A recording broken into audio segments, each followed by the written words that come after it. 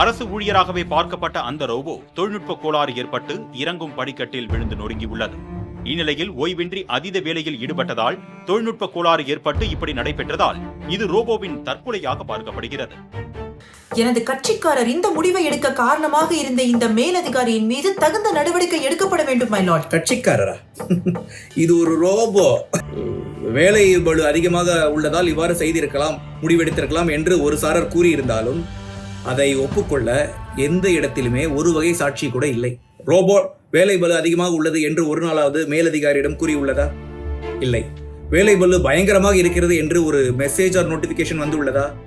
வரவில்லை. வேலை பளு காரணத்தினால் தான் இவ்வாறு நடந்திருக்கிறது, முடிவெடுத்திருக்கிறது என்று ஏதேனும் குறியீடு உள்ளதா?